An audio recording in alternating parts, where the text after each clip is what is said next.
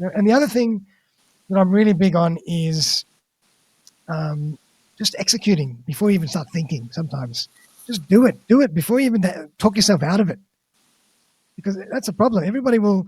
They'll marinate with something for 24 hours and then they'll talk themselves out of it 100 different ways. And if you just don't give yourself the time to do that, it's already half done before you get to that phase, and then you have to finish it.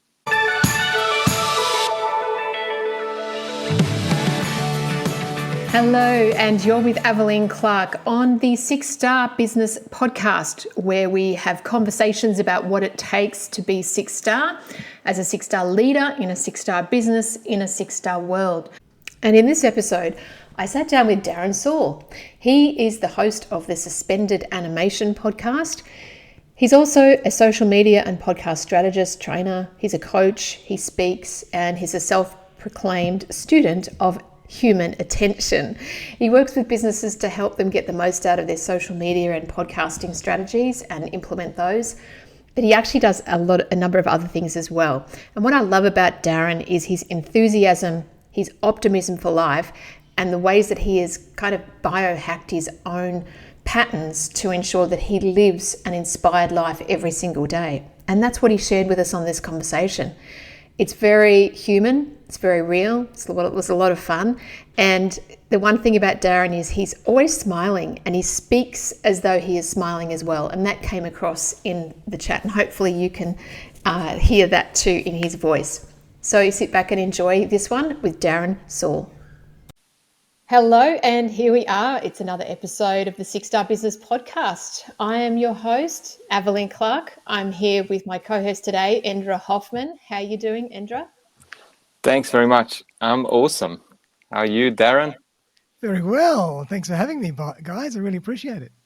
Yeah, thank you for joining us, Darren. I'm super excited about this, but I do have one little announcement to make before we kick off. It is a special day, because it's Endra's birthday. And he came onto this recording. It's his birthday, and I felt bad, but he wanted to be here, so it is going to be a special episode. And happy birthday, Endra. Happy birthday. Happy birthday. That's a 6-star individual already. Look at that. He is. Thanks very much. I thought it must be a coincidence. I better show up because I must be something to do with Darren, so I'm here. Happy birthday. So let's get started. So Darren, we like to, ease into these with some nice, easy questions to begin with about you, because it's all about you, right? And we like to get to know who you are. So could you let the audience know where you are in the world, who you serve, how you serve them, and last thing is something you like to do when you're not busy serving people? Wow. Okay. Get ready. How long's a piece of string? Well, well, first of all, I'm in Sydney, Australia. So lovely Sydney, Australia, in the eastern suburbs. It's a beautiful day today.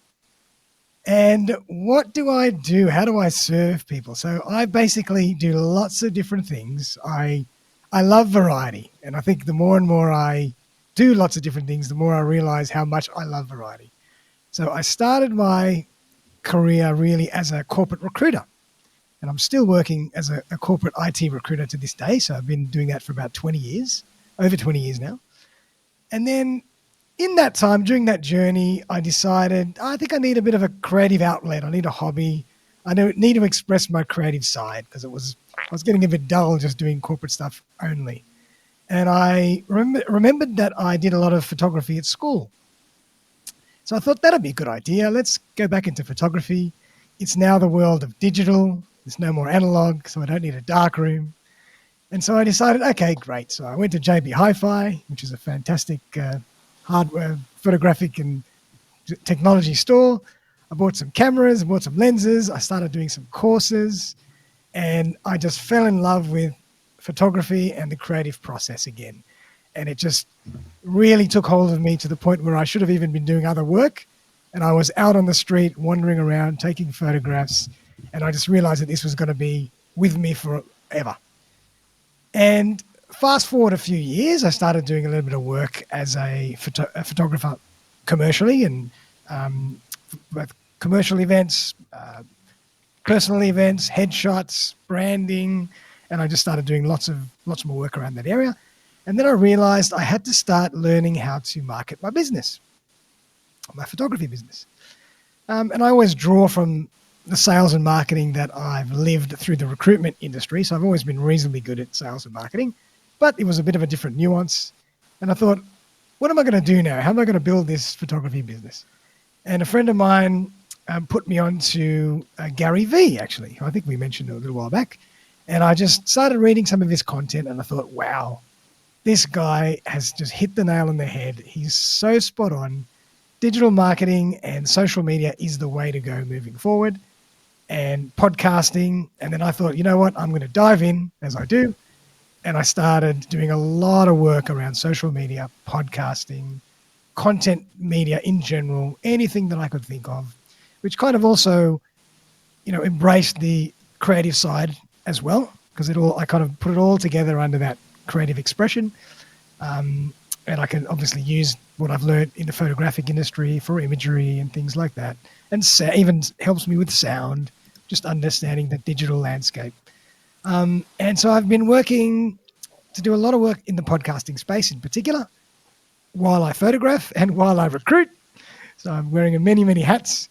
And particularly in the podcasting space, I help a lot of people build their brand and build their awareness, get their message out there with their own podcast. And I think to this day, podcasting is still and is growing constantly as one of the most powerful marketing tools out there, if you do it properly and if you dedicate the time to really put in the work, be consistent.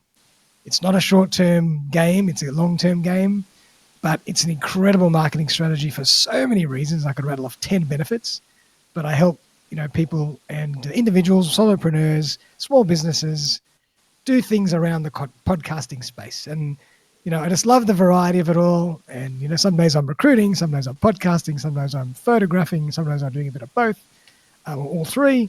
But it just feeds my, the makeup of who I am. So I hope that answers the question. Well, that's definitely of what you do, which is very exciting and colourful, like you said, full of variety. So who specifically do you serve? So I basically serve, it depends on which business, but in a nutshell, I serve people from a social media and a podcasting point of view or a branding point of view. I serve people who are looking to get their message out into the world, who are looking to share what they're passionate about and help them get exposure, get awareness, get their message out into the world so they can serve their audience. And I think that's really important, because I think in this day and age now, there's so many solopreneurs, and myself included, that have all been born really doing things that have come out of their experience or their own journey. And they're very passionate about sharing what they've learned and, all the nuances along the way, living in the trenches with their audience. But they need to find a way to do that. And a lot of people, don't really know how to market their business, know how to build branding and build awareness. And so I help them do that through podcasting and social media. And Darren, what are the 3 biggest learnings? You told us that you've been doing a lot of work in the social media space and podcasting. What are the 3 biggest learnings that you could teach us on this podcast? Help us. Great. Yeah, sure. Learnings from just in general, or from a particular angle of awareness or marketing, or guessing brand. How in terms of branding, one builds a brand that becomes, like a virus, takes over the minds and the hearts of people.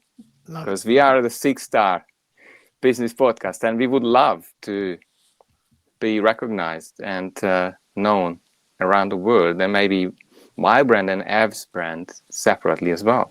Beautiful. 3 things. I think the first thing is consistency and patience.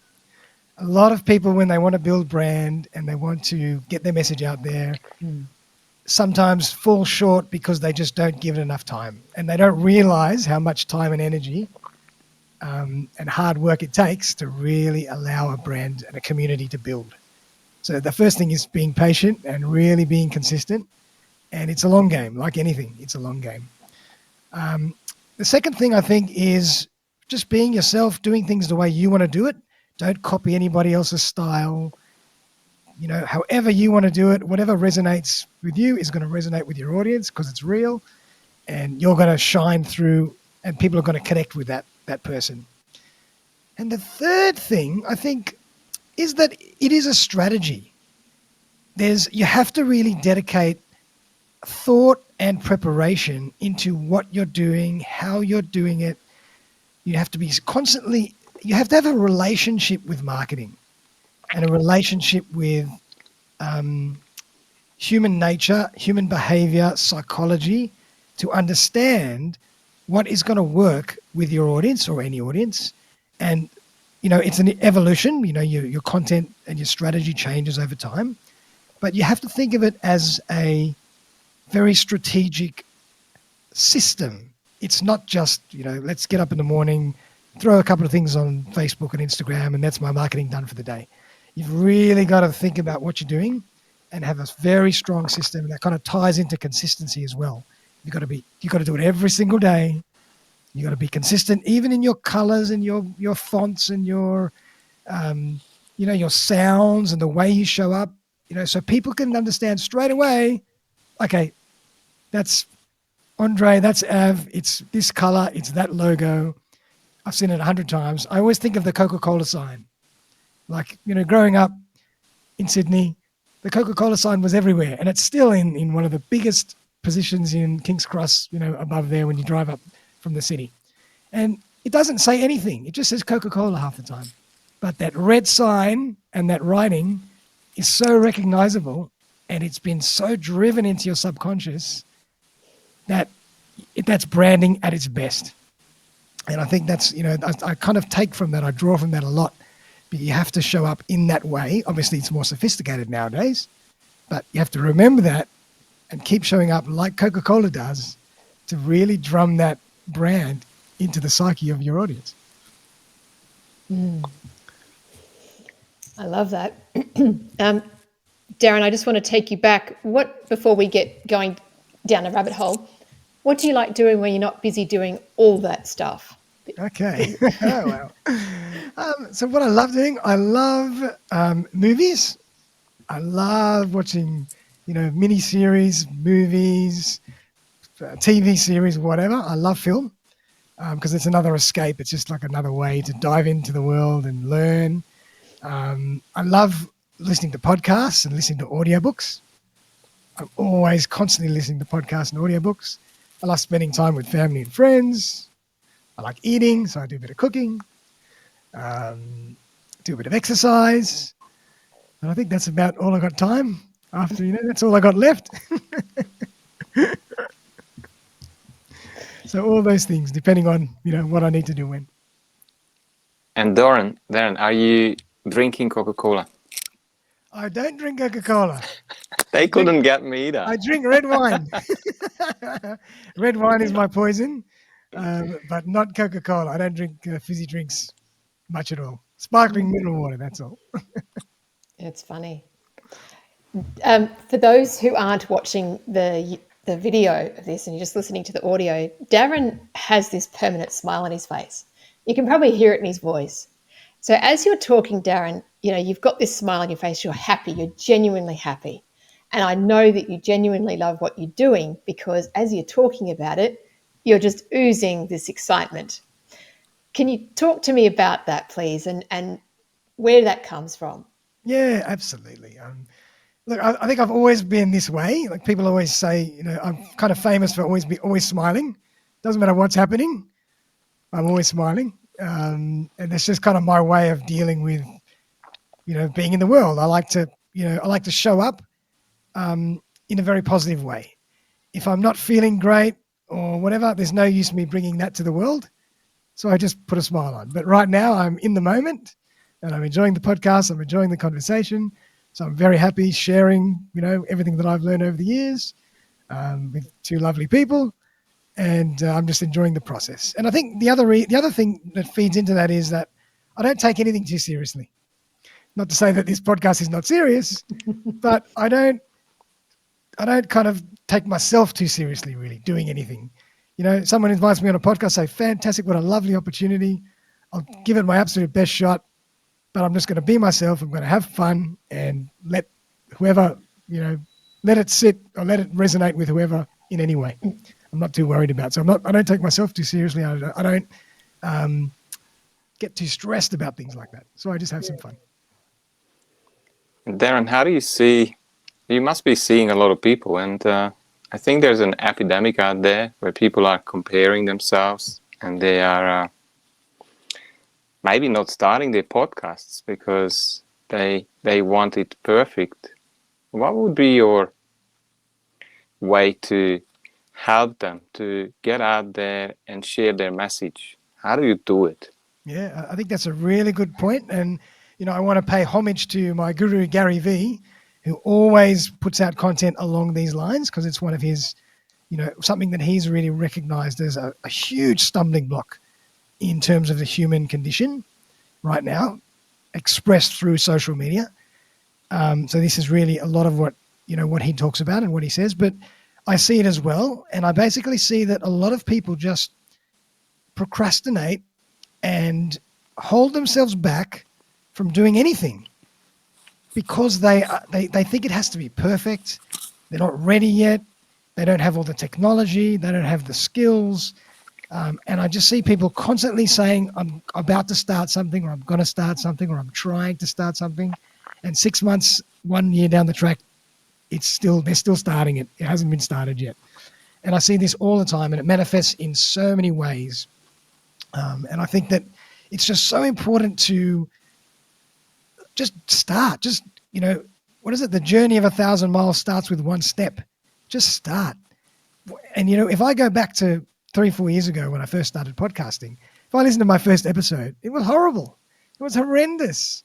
It was not using a microphone. It was with a little phone. I used a great app on my phone on a table in the middle of a courtyard. Birds were chirping. It was a disaster from a sound point of view. And there was no video either.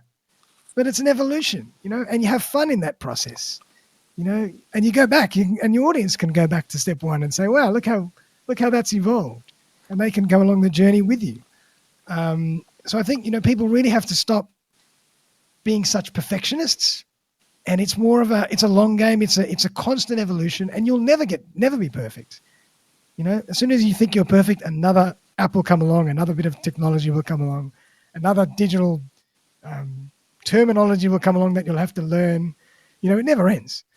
And, it's the same with photography. It's the same with videography. It's the same with anything. So you just got to just get in there, whatever you have, whatever tools you have, whatever skills you have, whatever's in your head, just get out there and share it with the world. And it's a journey of your own development as well. You'll be learning through that process. And one thing that I want to draw from is a fantastic quote by a guy called Chase Jarvis. He's the founder of Creative Live. And Creative Live is a fantastic educational platform for artists. And he started off as a photographer himself. And he's written a book, and his whole podcast is about this exact point. Creativity is a muscle. The more you exercise it, the stronger it gets, the bigger it gets, and you always seem to find more of it. So if you just start and give yourself over to the creative process in whatever genre that is, you'll be amazed at you'll surprise yourself. You really will. And I do that all the time. I think, my God, how did I come up with that? Just because I was just in the moment doing things, and all these things come into your head. So, just get out of your own way, start, forget about everybody else's judgment, have some fun. And I guarantee if you stick with it, you'll have an incredible result. And you'll have such a great, something to look forward to and look back at when you say, wow, what a journey I've just been through. Well, I've heard, Darren, you mentioned flow, or you have not named it, but this state where things just unfold, and it's never about hard work. It's just being in the moment, right? I see that in you there. It's radiating that kind of energy. And to our audience, how would you help us to find that place where we are just flowing through life without struggle or stress that some of us, I believe, are stuck in at times or struggling with. How would you help us to get to that place? Because that's what I see in you. I mean, I appreciate that, but believe me, there's plenty of struggles and plenty of times when I'm stressed, and I might not be as in the flow as I am now. But one thing that I do try to do is I'm quite self-aware, and I know how to manage my time, my energy, and my state in a way. So I know that if I want to get creative, I'll put myself in a creative state that allows me to receive, those messages that I can action when I need to and when I have time or when I have the right state. So, for example, I know that I love driving, just taking a drive. So I know that once a day, and even throughout the heart of the pandemic, when we were all stuck at home in front of the computer screen, just going bananas, I used to get out every single day, and I still do it a lot of the time, for an hour, go for a long drive, with music, without music, just go around the same 5 streets 20 times, 30 times. And I know that will put me into a state where I'll be relaxed. I won't be thinking about anything in particular. I'll be able to access my unconscious, and I will always come back with 2 or 3 great ideas to action after that. So I know how to kind of put myself into that state, or remove myself from the stressful state, so I can access that flow. So I think we all live in a time where there's plenty of madness and plenty of anxiety and deadlines, and you can't always live that. But if you can try and manage your own energy level and your own state in a way, I like to use that word state because it's if you have some awareness for how you're feeling, it can really help you. And try and put yourself in that zone. And then once you do it, just like creativity, you'll start to be able to access it more frequently. And I think the same goes for meditation. I'm not a huge meditator, but I understand that the more you practice the actual form of meditation, the more meditative and more mindful you can be during the day in a split second, because you can draw on that muscle, you can draw on that state. And it's almost the same thing. You're just kind of teaching yourself how to be in a creative space, when you have the time for it. Yeah. But and then if I could just add one more thing, and again, it kind of comes back to what I was saying before. Don't take things too seriously. Just have some fun. Let it be. Doesn't matter. So the microphone doesn't work for 2 minutes. So the video turns off. Big deal. Have a laugh. I absolutely love all of that. And I want to delve into a little bit more about how you got to this place. I mean, were you born this way? Did you just sort of have this knowing, or did you go through a series of challenges where you figured out that this is actually the way to do this? I think I've just always been I'm quite social. I'm very social. I'm very good with people, but I'm an extreme introvert as well. So I've always been very good in my own space. I love to watch people. I love to observe the world around me. I'm very happy on my own, just thinking in my own thoughts. And I think it's just me. That's just the way I am. I can just kind of, go for a walk and just, I've always been quite self-aware, and I suppose I just don't have the expectation of, wanting to have every single thing. And, I'm not striving for monetary reward or status or, all that. Of course, there's always a bit of ego involved in everything we do. And whether you say it or not, there's always a bit of that. But all in all, I really just want to have some fun. I want to just enjoy expressing everything that I can express in this life, because I can. You're a fabulous role model, I think, Darren, for so many of us who maybe that doesn't come so naturally. And I appreciate that. everyone's different, and I know firsthand, and also look at a lot of people around me that go through a lot of stress and struggle and don't have the relaxed, open, fun nature that you have naturally. So I'm sure that's a gift, something that actually gives you that extra sort of, when I say it's a gift, because you can navigate through things a bit easier perhaps than others might. Yeah, I mean, and not to say that I have plenty of times when I'm exactly the opposite. But again, I kind of don't want to, if I'm not in a great place, I'm not going to go out into the world and share that. What for? I'd rather share the right side of me. If I'm not happy, I'm in the middle of something, I'll just stay home and do what I have to do. And when I communicate with someone else, I'd rather give them my positivity rather than my negative energy. What does anybody need any more negative energy for? And how did you go through the last 2.5 years, Darren? This change in our world, the pandemic, as people say it or call it. How did you go? How was that changing your business or your own psychology? Oh man, what a great question. Look, it was definitely a huge period of self-discovery. My recruitment business from one day to the next almost just halted.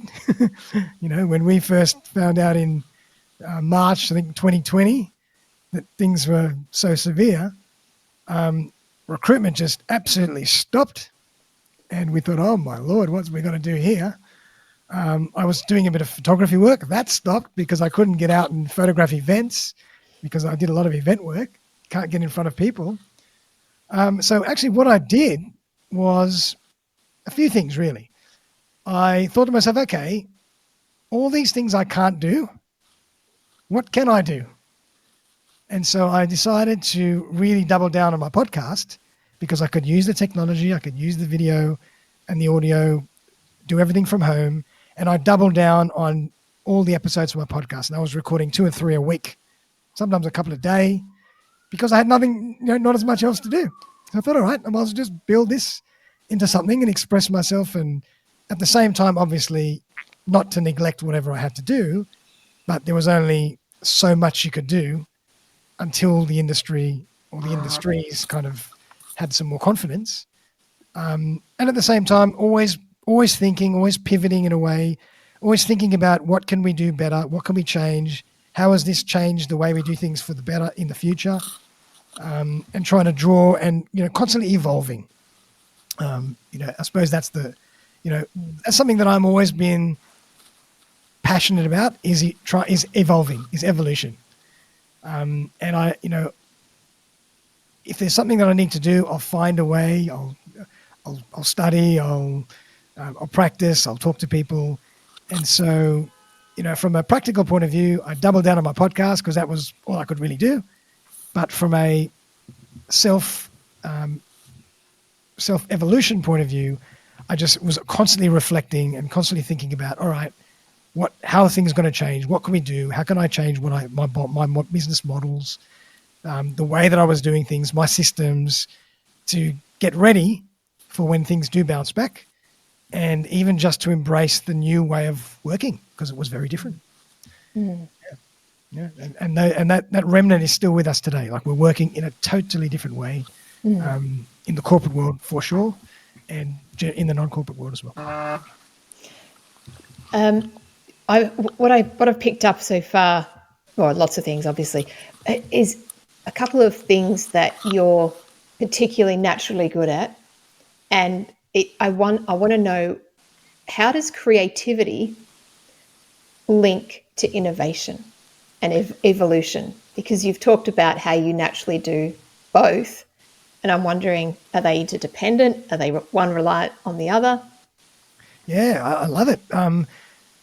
You could probably find a million people that would say different things, but I think that there definitely is a huge link between creativity and innovation. I think it's how you reflect and how you analyze what's happened and how you can take a step forward in which direction. So if I'm confronted with, a pandemic or a situation, and I'm thinking, okay, I've got to start thinking outside the box. I've got to start thinking laterally. What can I do? How can I change? What can we do to innovate and create? Really, you can almost use the word synonymously, innovate and create, to really change the way we do things and open up new opportunities. So for me, like diving into a creative state is incredibly innovative. And I think you have to be creative, reasonably creative, or dive into that space to think about lateral ideas and think laterally. And again, a lot of people might be thinking, oh, but I'm not creative at all, et cetera, et cetera. I don't believe that at all. I think everybody is creative. Everybody has a creative outlet. Everybody has a creative expression. It's just how you access that and how you start to develop that. And that's Chase Jarvis, again, will advocate that in his podcast and his books. And, I believe that when I just look around, someone might not be the most creative person at work, but then they're an incredible cook, or they're an incredible drawer, or they're incredible in the way they think about planning an event or whatever. So you can't tell me that they're not creative. It's just how they've accessed that and how they've expressed it. And so I think creativity and innovation definitely go hand in hand. And if you can nurture your creative side or your creative zone, you will naturally become innovative because you can't help it. Your mind just starts throwing all these ideas at you. So as business owners, entrepreneurs, for those that might think, well, they're not creative, but they might think that they just come up with good ideas, or, they've got a business. How important is it for them to own their own sense of creativity? Talk to me about that. Yeah, well, look, even a business in itself is a creative outlet, is a creative expression. Just to run a business is incredibly creative. Mm. You can't tell me that, you're building a business from scratch. All the things you have to do you have to be incredibly creative and innovative just to get your business off the ground. So, people that think they're not creative and they're running businesses, I would beg to differ. It's just about trying to think about how they do things in a different way. Just sales and marketing alone is incredibly creative. Operations is creative. Building systems is creative. There's so many different ways to do it. You have to choose the one that works for you. You have to try and understand where your customers are. You've got to understand human psychology. There's a lot of thought and reflection and creativity involved in that whole process. For me, again, embracing that, what you're doing from day to day, and just thinking about, oh yeah, is there any other way that I can do this? How else could I do this? How can I draw on other people's ideas? But it's an incredibly creative outlet and an incredibly creative process. I find myself thinking about that all the time, the more and more I do. And Darren, what is 6-star? What does 6-star mean to you at all? And if this really resonates, I'm guessing you're here for a reason. And how do you make that happen in your own businesses? And there's a couple of them, as you said. Yeah, absolutely. I love it. Look, for me, being 6-star is going above and beyond. Being 6-star is not just, settling for the status quo. It's driving yourself. 6-star comes from within, and it's just a drive that you have to do the best you can do, be the best you can be in any endeavor that you choose to undertake in, and not just settling for, this is how it's always been done. This is the norm. It's just about what can I do to really go above and beyond for my audience, for my customer, for my friends and family, whatever I can do to really just be, extraordinary, for want of a better word. And it's not easy, and it doesn't always work, and sometimes you don't feel like it, but where you can do it, if you can do that, it's incredibly rewarding and fulfilling as well. If you can just try and go above and beyond, as I say, giving is the best gift. best you can get. So I would love to hear your thoughts on how that relates to creativity. Sure. Again, is creativity required in order to go above and beyond? I'd probably say yes and no. Like, you could go above and beyond without thinking too much about, what, well, maybe not. But I think there's certainly a strong link with innovation and creativity in going above and beyond. Because if this is how it's always been done, and this is how you've always done it, if you sit down and think, hold on, what can I draw from other people? What can I draw from other industries? What can I draw from, the feedback that I get from my audience and my customers to do things a little differently and maybe just challenge the status quo a bit and go above and beyond. Again, that is creative. You can go above and beyond by not thinking creatively too much, just by doing, I don't know, if you normally do 10 things, do 11. But that's more of a mechanical way of thinking. But I think to really, go above and beyond, it does take a lot of creativity. It does take a lot of innovation, and reflection is the other word to use. Like, you really have to sit down and think. A lot of the time we don't give ourselves enough time to think and reflect on what we're doing and what other people are doing. And something that I love as well is drawing from other industries, other people, other professionals, not only staying in your lane, but trying to draw from other industries and other lanes that they're going to help you innovate in your own lane.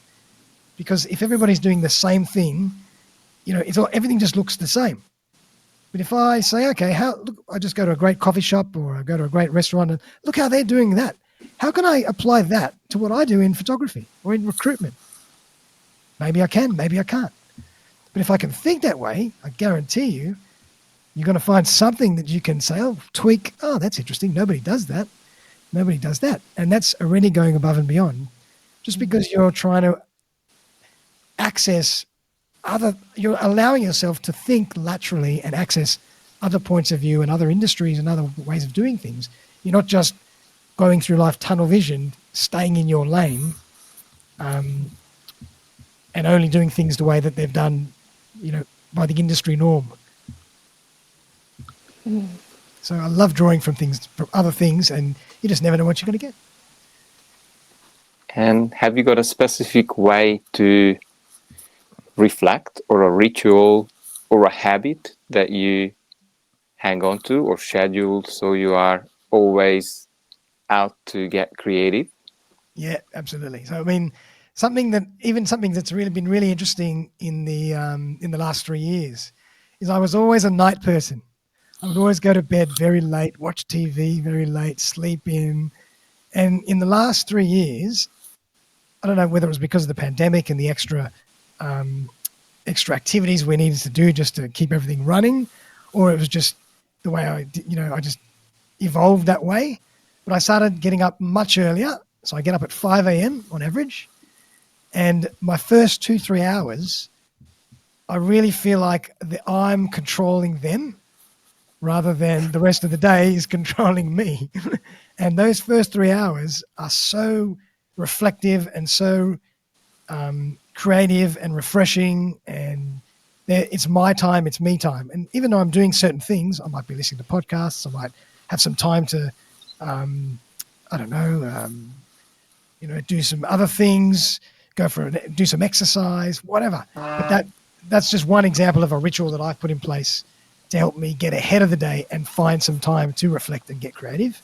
Other things like taking a drive, taking a walk, doing some exercise, taking an extra 2 minutes in the shower. That can be extremely creative. The best ideas come when you're in the shower. Because again, it's just trying to find a way to put yourself in your unconscious and not be so focused on all the tasks you have to do. Just remove yourself from them, and all those other answers will come, or some of them will come, when you're doing all these other things. And that's the theory of meditation in a way as well. I don't really meditate, but I know that's the theory behind meditation. It's just trying to access that unconscious state, which is really your creative state. So I think it's just really And again, understanding that I need time, I need space. I'm a person that is quite introverted. And I know that if I'm going to book 6 meetings back to back, I'm going to be toast. I'm going to be exhausted. So I try not to do that. I'm going to book a few meetings and I book some time in between to recharge, because I know that I'm going to need to recharge and give myself time to prepare for the next showing up.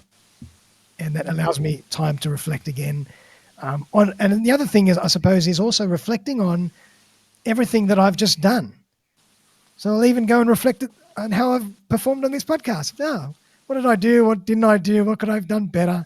So every opportunity, everything you do is an opportunity to reflect on what you've just done and try and improve in a way. Not just say, all right, that's done, what's next? But again, you need time for that. You need to give yourself a bit of space and time for that.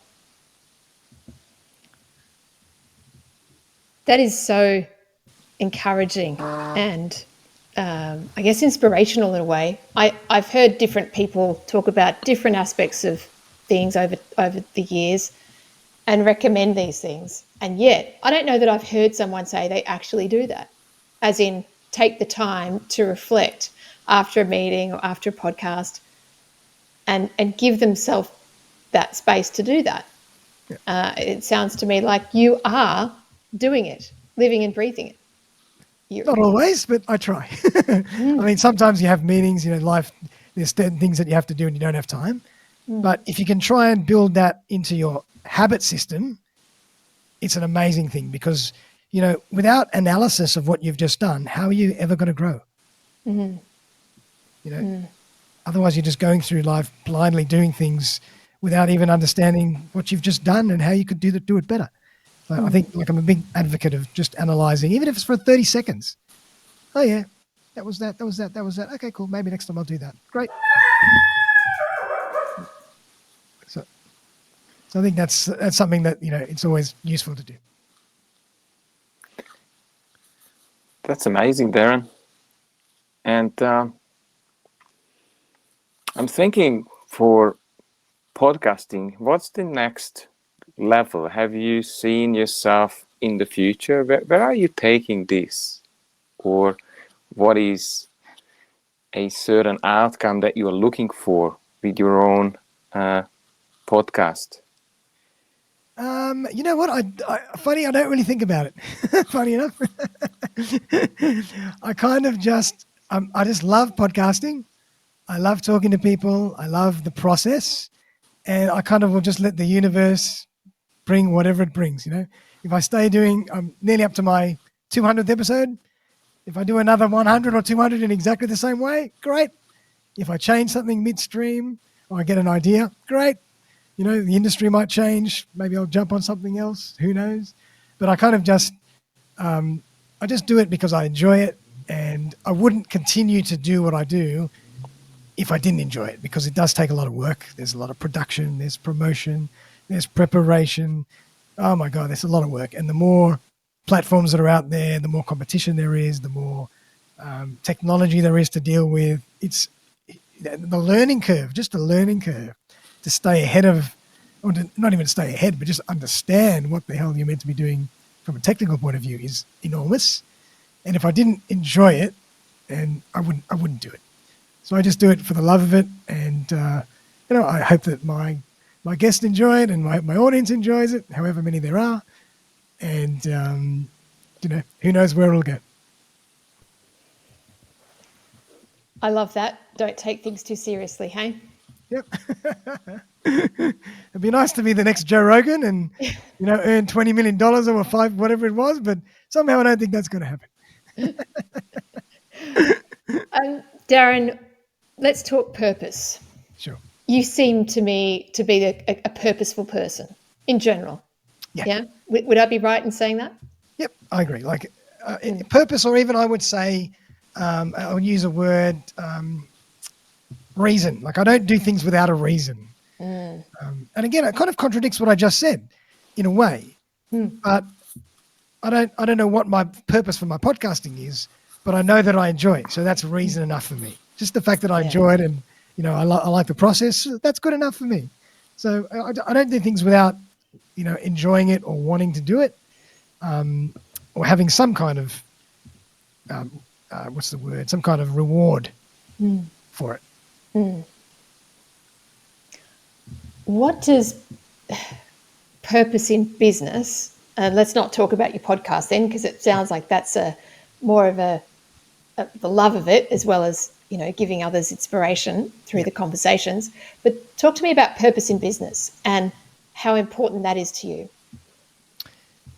Very important. Like, I think that, again, like, if I'm going to do something, I'm going to try and do it to the best of my ability.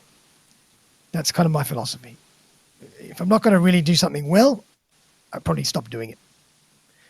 And so in business, I've got to keep doing what I can do, keep learning, keep adapting, keep pivoting, keep evolving, drawing from lots of different industry leaders and competitors and the different, you know, people to try and just give the best service I can to my clients, give the best service I can to my candidates, to my community, and just be the best I can be for me.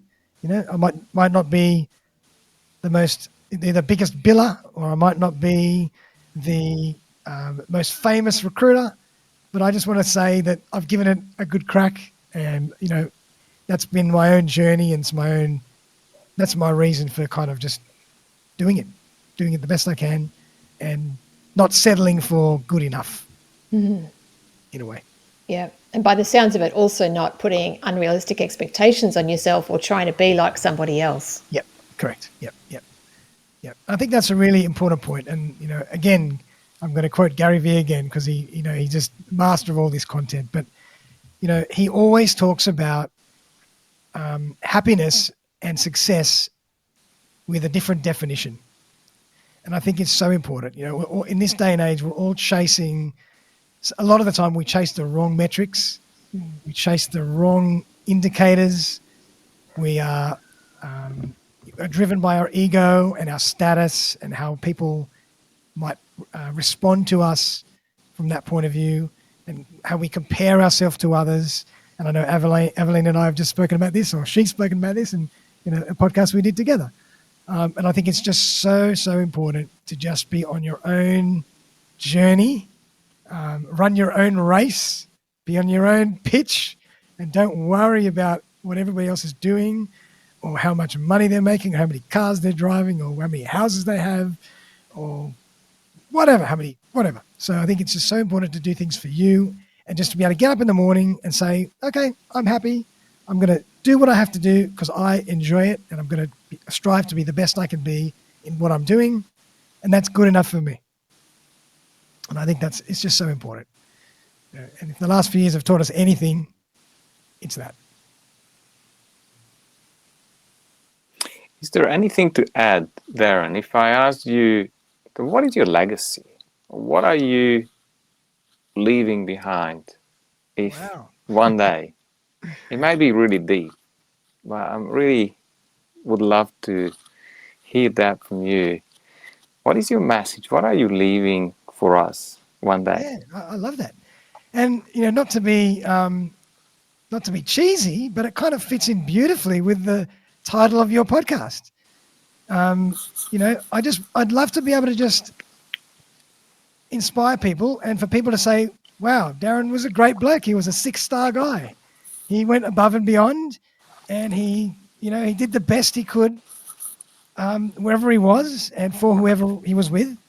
And, you know, we'll always remember him because that was the kind of guy he was, you know, and that's all I really want. You know? Just be able to touch people and to leave that memory and that legacy in other people's minds that have been in my circle of influence.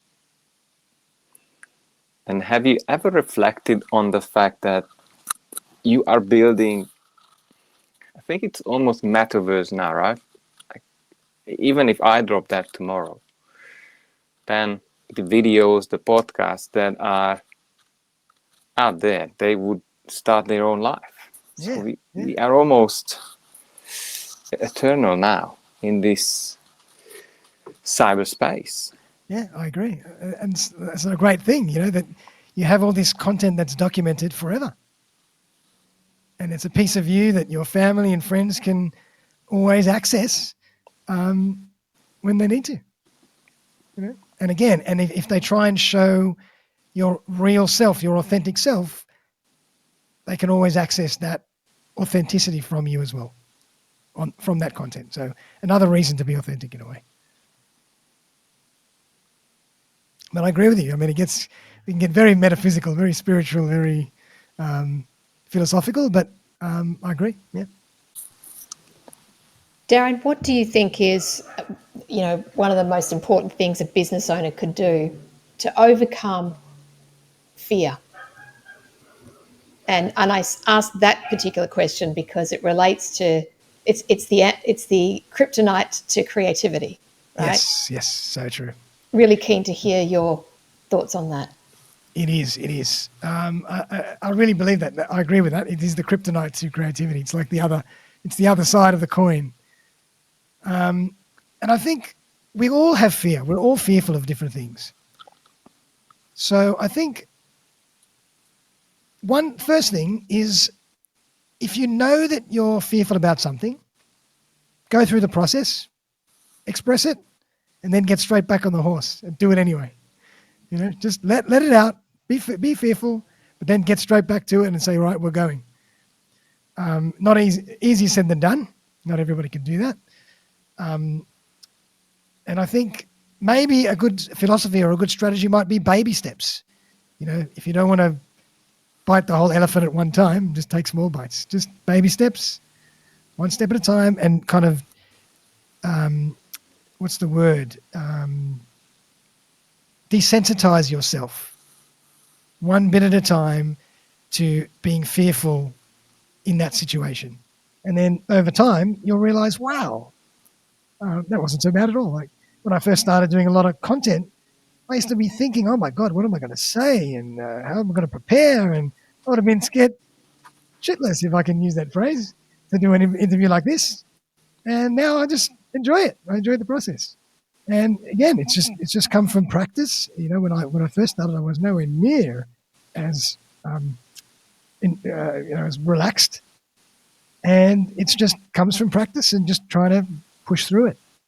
So just practice makes perfect. Take baby steps and understand that everybody's fearful, but put it aside, express it, do whatever you have to do to express it, put it aside, and then get on with it.